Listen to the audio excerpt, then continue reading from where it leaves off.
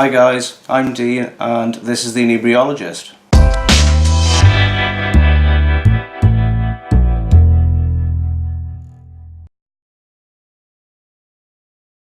So today I'm going to be cracking open a beer which is from the Hawkshead Brewery up in Cumbria. I've just recently come back, went on holiday for a couple of days, went up to a brewery tour and everything up in Hawkshead. It was fantastic, really great. The service there was amazing, very knowledgeable as well. And yeah, you get to try a few of the beers there which they have on site. It's really good. Brought a few bottles of their merchandise back. I did try a couple of things up there. For example, I tried their Northern Imperial Stout, which is really good, and that stuff on cask was really good. It was fantastic stuff. So I tried their Session range stuff, which is the Mosaic Pale Ale. I think there was another one up there. It might have been like sort of like an Amarillo hopped beer. But the Mosaic one I tried for a session beer was fantastic. It was really great, very flavoursome. Yeah, you could just drink that stuff all day. It's really good. One of the best beers, was an absolute standout beer for me, which I tried up there, was the Tiramisu Milk Stout, Imperial Milk Stout, and it was just cracking. Really good.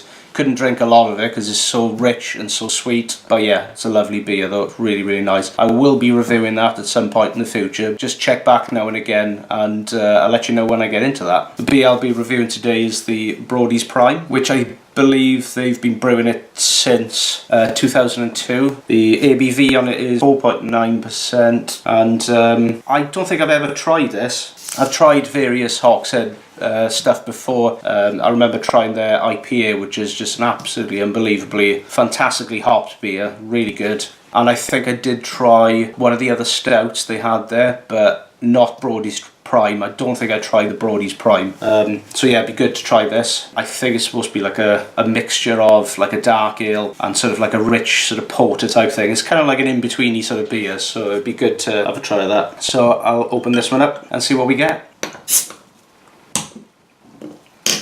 Oh, come on, get off. Here we go, the glass, the bottle.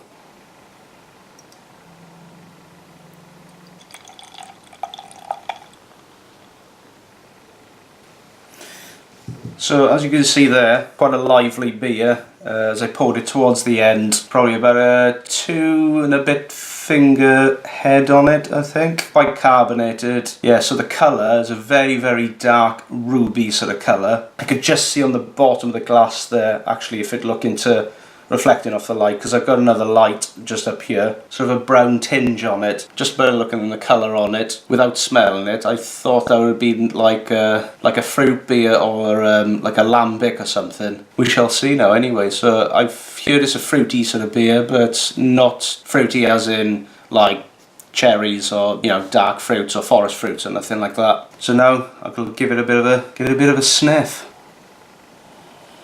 Yeah, it's got that sort of very complex, dark fruit sort of smell on it. It has got a fruity nose to it, but the problem is with this is that I need to keep swilling it to actually get a smell out of it properly. Yeah, it can smell like slight citrus, not much on the citrus on that. Yeah, I think it does help trying to smell this with the carbonation being quite high. Yeah, it's quite a complex smell of the different malts in there as well. So I'm guessing, you know, they probably would have used maybe just some sort of like dark malts, maybe like chocolate malts in there, and roasted malts to get that sort of slightly sort of smoky smell on there, but not overly smoky. It's a nice smell onto it. It smells quite sort of, in a way, herbal. But yeah, it does remind me of a very robust sort of winter Christmas beer, maybe, something like that. So anyway, cheers everyone, let's dive in.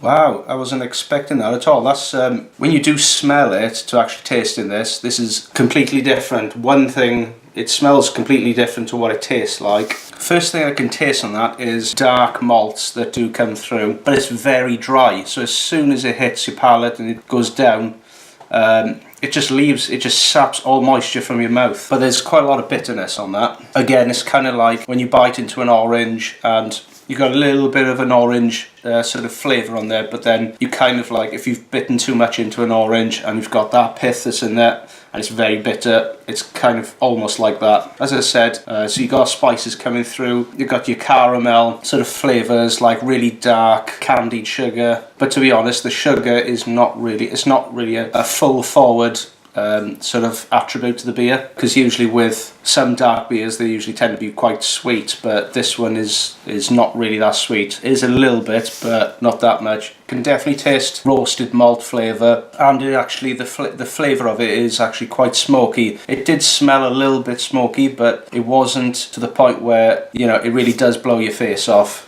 type thing. But the taste of that, it tastes a lot more smokier than it does smell. It tastes very nice. I quite like that. Yeah, I kind of wish I'd tried this when they brought it down to the brew fest a couple of years ago, because I tried their IPAs. The IPA was quite bitter at the time, but it was sort of a well-rounded sort of bitter flavour, so it wasn't completely bitter, you know. Yeah, so the score I'm going to give for this beer, so with the things that I did point out, you know, I don't mind a bitter sort of beer. For it to smell completely different to what you taste, that's really cool for it to be like that. Yeah, so the score I'll give on this, on Brodie's Prime, I'll give it 3.75 out of 5, because it's well rounded, it does taste great, and the flavour profiles are really good. It's a top quality beer. Thanks for watching. Don't forget to subscribe to more beer videos, and I'll see you very soon. Iechyd.